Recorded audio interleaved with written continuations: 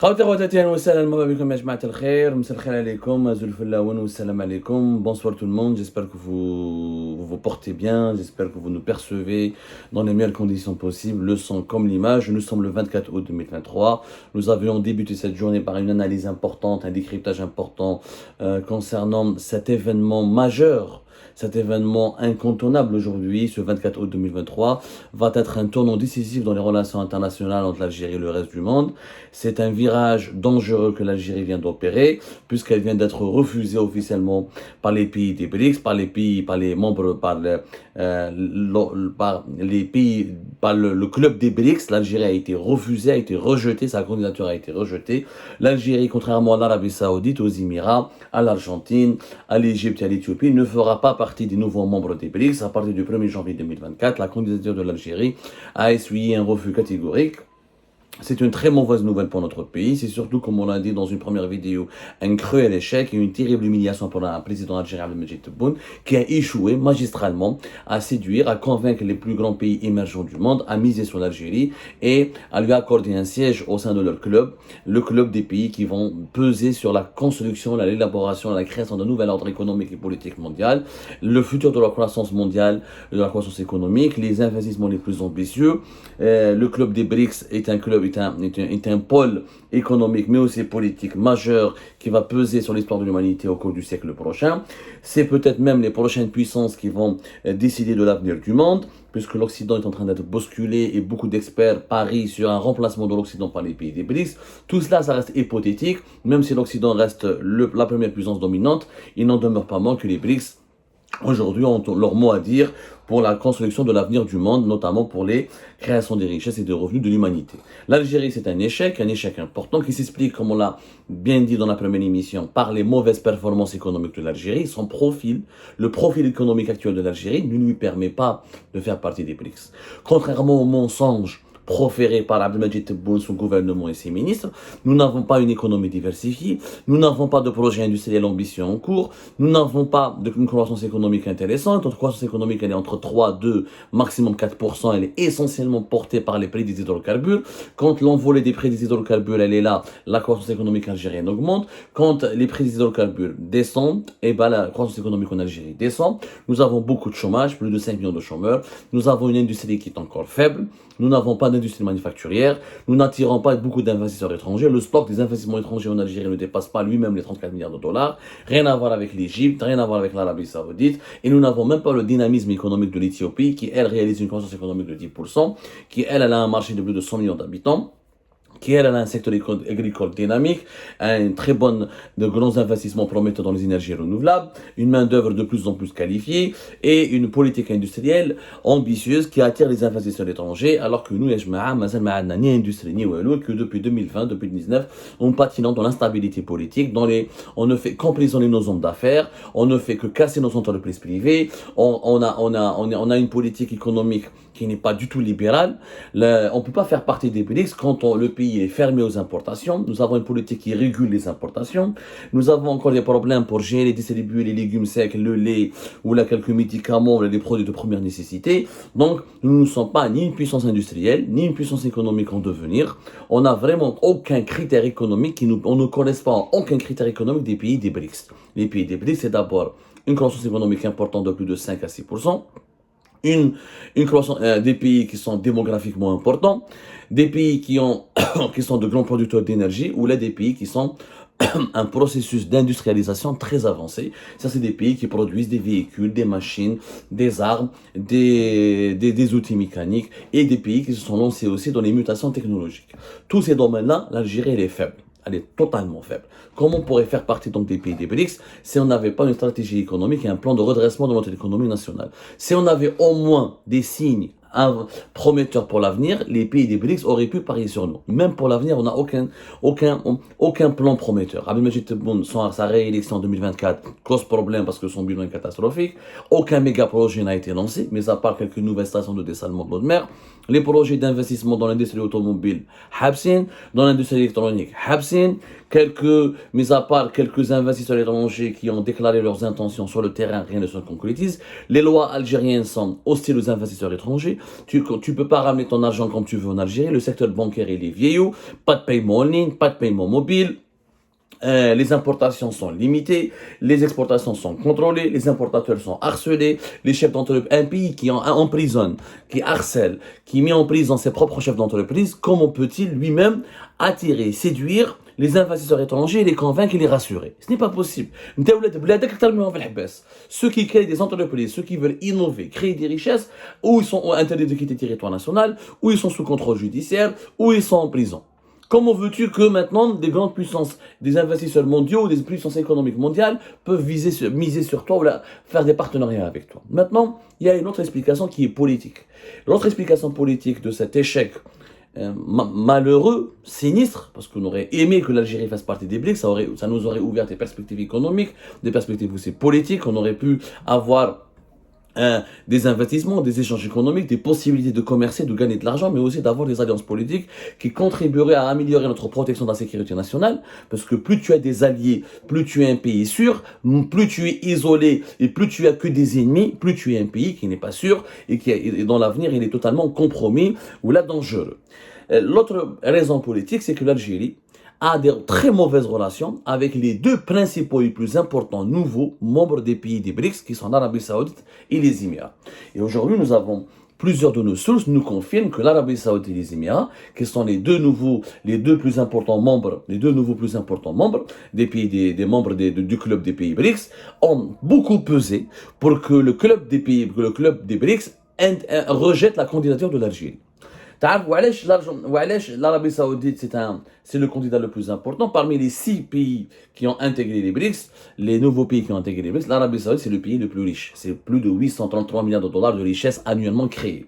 Le deuxième pays arabe le plus riche, c'est les Émirats Arabes Unis avec 415, voire plus de 420, entre 420 et 430 milliards de dollars de PIB par an, de richesse annuellement créée. Ce sont les deux pays arabes les plus riches, ce sont aussi les deux plus grands producteurs d'énergie. Le pétrole, l'Arabie Saoudite parmi les 3 grands producteurs mondiaux, avec la Russie et les États-Unis d'Amérique, et les Émirats, c'est parmi les plus importants producteurs de pétrole au monde, notamment parmi les 5 plus grands producteurs des pays de l'OPEP. Je rappelle, les Émirats, c'est entre 3 et plus de 3 millions de barils par jour, c'est-à-dire environ, entre presque 3 millions de barils par jour. C'est très important. En plus, c'est un carrefour économique important. Les Émirats et l'Arabie Saoudite, pour intégrer les BRICS, ils ont fait beaucoup d'efforts. On avait le président Abdelmajid Tebboune, les conférences, ils pensaient qu'en rencontrant Poutine, qu'en mettant Poutine à l'honneur, qu'en traitant Poutine de l'ami de l'humanité, ils pensaient que ça allait lui suffire pour entrer dans les BRICS, ce qui est complètement faux.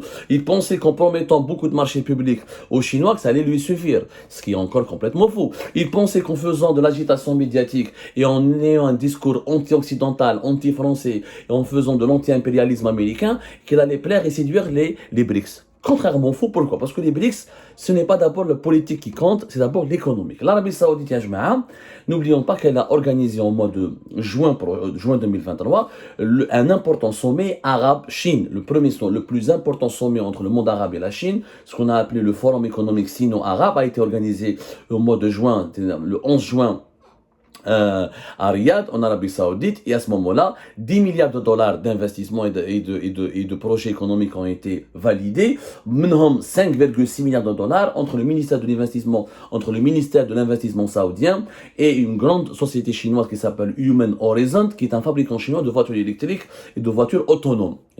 L'Arabie Saoudite, elle a tout fait pour renforcer ses liens économiques avec les pays BRICS, notamment avec la Chine. Je rappelle que l'Arabie Saoudite, elle exporte vers la Chine pratiquement 78 milliards de dollars de produits, notamment du pétrole, des produits des hydrocarbures, et elle importe depuis la Chine 38 milliards de dollars. Ça n'a rien à voir avec les 8 milliards de dollars d'échanges économiques que nous avons, nous, l'Algérie, avec la Chine. Vous imaginez l'importance de l'argent, du business qu'il y a entre les Chinois et les Saoudiens. On parle de 78 milliards de dollars, 22% des exportations 18% des exportations du pétrole saoudien vont vers la Chine et 22% des importations de l'Arabie Saoudite viennent de la Chine. Ça représente quand même 38 milliards de dollars. Il y a beaucoup d'argent, beaucoup d'enjeux. Donc c'est pour ça que les Chinois et les autres pays des BRICS, l'Inde, le Brésil, l'Afrique du Sud, ont voulu intégrer l'Arabie Saoudite. Parce qu'elle a du pétrole, elle a beaucoup de pétrole, elle a beaucoup d'argent, elle a beaucoup de capitaux. Et l'Arabie Saoudite a tracé, dans le cadre de la vision 2030 à Mohammed Ben Salman, des projets économiques pour l'industrie, pour les nouvelles technologies, et les sociétés indiennes, chinoises, brésiliennes, sud-africaines, etc., sont intéressées par investir le marché saoudien. Et pourtant, l'Arabie Saoudite est traditionnellement, historiquement proche de l'Occident. Et malgré ça, elle a amélioré, renforcé sa proximité avec la Chine et la Russie, avec du business. Mais les Saoudiens, ils n'ont pas fait comme les Chiens, comme Tebboune, Ahdar, Tebboune, c'est l'ami de l'humanité, on est d'accord avec la Russie en Ukraine, on est anti-occidentaux, on achète les armes à la Russie. Il suffit pas d'acheter quelques armes à la Russie pour entrer dans les BRICS, il suffit pas de dire, ou là, de faire quelques slogans de prononcer quelques slogans anti-occidentaux pour entrer dans les BRICS. Les Émirats, par exemple, les Émirats ont beaucoup dragué l'Inde. Par exemple, les Émirats, en février 2022, ils ont signé un accord historique économique avec l'Inde pour porter leurs échanges économiques de 40 milliards de dollars à 100 milliards de dollars. Durant les 5 prochaines années, de 2022 jusqu'à 2027, entre les Émirats et l'Inde, il y aura un business de 100 milliards de dollars. C'est-à-dire, c'est pratiquement 70% jusqu'à 80% même de notre richesse nationale annuellement créée. Notre PIB, il est à entre 180 milliards de dollars. Il y a 60% de notre richesse ce sera du commerce entre les Émirats Arabes Unis et l'Inde. Il va y avoir des projets économiques, il y a des accords stratégiques, il y aura des investissements importants. Les Émirats, c'est le 3e partenaire commercial de l'Inde depuis 2019-2020, avec des échanges économiques qui ont dépassé les 59 milliards de dollars. Donc, il y a des projets, il y a des investissements émiratiens importants dans les nouvelles technologies, dans l'industrie, dans la logistique en Inde. Et les accords économiques des Émiratiens ont fait comme les Saoudiens. Pour entrer dans les BRICS, ils ont dit aux BRICS, on va investir beaucoup d'argent, vous allez gagner beaucoup avec nous. C'est une relation gagnant-gagnant. C'est pour ça que l'Arabie Saoudite et les Émirats sont entrés facilement dans les BRICS. Parce qu'ils ont tous les atouts économiques et financiers. L'Algérie, l'Inde, l'Algérie a été le seul média qui a expliqué récemment que l'Inde, c'est le premier pays qui a mis son veto pour empêcher la candidature de l'Algérie. Pourquoi? Et ça a été le 17 juillet 2023. Exclusif, c'est l'Inde qui bloque l'adhésion de l'Algérie au club des BRICS. Parce que nous avons de très mauvaises relations, que les investissements économiques indiens en Algérie ont beaucoup souffert par le passé et que nos échanges économiques, qui étaient de 3,1 milliards de dollars, ont baissé à moins de 2 milliards de dollars récemment. Donc, les pays des BRICS n'en sont pas gagnants avec nous. Tu as beau être anti-occidental, amoureux de Poutine, tu achètes les armes russes, ça ne suffit pas pour faire partie des BRICS parce que tu n'as pas les performances économiques et tu n'es pas intéressant du point de vue du business. En plus, tu as de très mauvaises relations. C'est ce qui nous a encore défavorisé, c'est que aux yeux, on a de trop mauvaises relations avec l'Arabie Saoudite et les Émirats, qui sont les deux principaux plus importants nouveaux pays des BRICS, nouveaux membres des pays BRICS. على بالكم واحد يحكينا عليها قراو روحوا شوفوا les relations. Alors, je vous les émissions d'Algérie Pass sur les relations avec l'Arabie Saoudite et les Émirats. Vous n'avez qu'à taper depuis 2020, depuis 2021, nous sommes en train de dire attention, ça se passe très mal entre Tebboune, le régime Tebboune et l'Arabie Saoudite. L'Arabie Saoudite n'a pas aimé la politique, ne cautionne pas la politique anti-marocaine du régime algérien depuis 2021. L'Arabie Saoudite ne cautionne pas le discours, la proximité d'Abdelmajid Tebboune avec le Hamas palestinien qui est proche de l'Iran.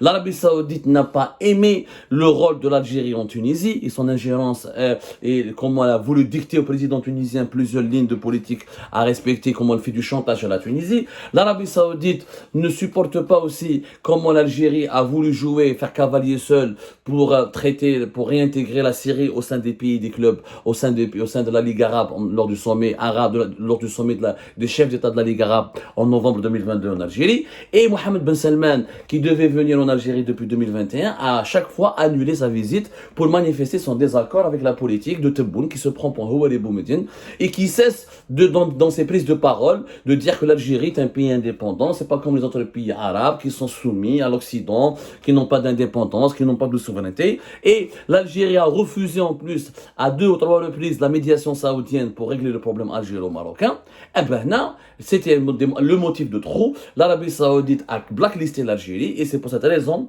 qu'à partir de mars 2023, lorsque l'Arabie saoudite a conclu un accord de paix et de non-agression avec l'Iran, elle a exclu totalement l'Algérie alors que l'Algérie était la présidente, elle assurait la présidence tournante du Conseil de la Ligue arabe, elle a complètement exclu l'Algérie dans les négociations avec le régime syrien pour le réintégrer au sein des pays de la Ligue arabe. Et l'Arabie saoudite a pratiqué une politique anti-algérienne, elle a exclu, elle a minoré le rôle de l'Algérie et les rapports entre l'Arabie saoudite et l'Algérie sont très très très mauvais. Et en plus de l'Arabie saoudite, les Émirats, nous avons très mauvaise relation avec les Émiratis. Là, que je trouve ça en l'année 2023, l'affaire تاع النهار en juin, روحوا قراو يا جماعة واش حكينا على les Émiratis. Nous avons, Algérie Part a été le seul média algérien qui a révélé que Abdelmadjid Tebboune voulait aller aux Émirats pour rencontrer Mohamed Ben Zayed Al Nahyan, et que les Émirats, MBZ, le prince régnant d'Abu Dhabi, le président de la Fédération des Émirats Arabes Unis, avait refusé d'accueillir Tebboune parce que les relations sont très mauvaises depuis au moins 2021. Comme l'Arabie Saoudite, les Émirats n'apprécient pas la politique anti-marocaine du régime algérien. Le Maroc est un allié important des Émirats de l'Arabie Saoudite dans la région. Les Émirats n'ont pas apprécié aussi la proximité de Tebboune avec le Qatar, qui est l'adversaire direct des Émiratis. Tebboune a fait le pari, a préféré rejoindre l'axe Doha, Ankara au détriment de l'axe Abu Dhabi, Riyad, Le Caire. D'ailleurs, remarquez que parmi les nouveaux membres des BRICS, le troisième pays arabe allié de l'Arabie Saoudite et des Émirats, c'est l'Égypte. Lui, il a été accepté par les pays des BRICS. Et pourtant, l'Égypte aussi, c'est une économie qui est importante, c'est un pays important, mais c'est un pays qui a beaucoup de défaillances. Ce n'est pas la Turquie, c'est pas encore un pays émergent, ce n'est pas la Turquie, c'est pas la Malaisie, c'est pas l'Indonésie.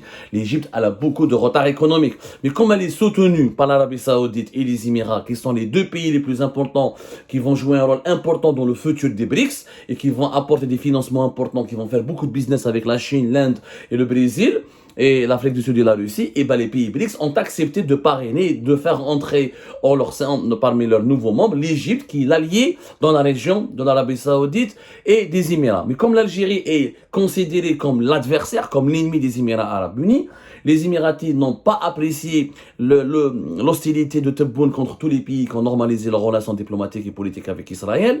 Les Émiratis ont été diabolisés par Tebboune, ont été considérés comme des traîtres. Leurs intérêts économiques en Algérie ont été bloqués, ont été torpillés.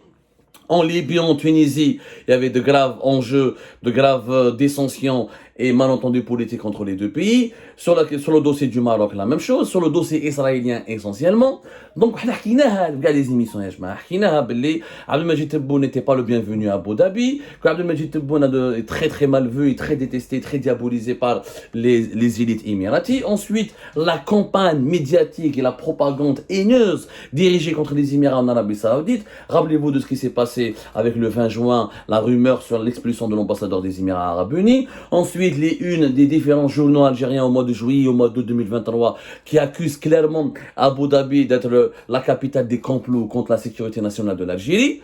Tout, donc de 2021 à 2023, le régime Tebboune a transformé l'Algérie en un ennemi des deux pays les plus riches du monde arabe, qui sont les Émirats Arabes Unis et l'Arabie Saoudite, et qui était naguère, à l'époque de Bouteflika, l'un des deux meilleurs amis de l'Algérie. Bouteflika, l'Arabie Saoudite et les Émirats on faisait partie de nos deux meilleurs amis. Tebboune ربح لهم العيب. Dès que تربح العيب l'Arabie Saoudite et les Émiratis. Alors que tu savais que tout le monde avait vu et avait compris que les Émiratis et l'Arabie Saoudite et les Saoudiens allaient faire partie des pays des membres, allaient devenir les nouveaux membres des pays BRICS, et qu'ils étaient courtisés, choyés, et que leur bonne relation avec la Russie, la Chine, l'Inde notamment, allait faire d'eux les nouveaux membres incontournables.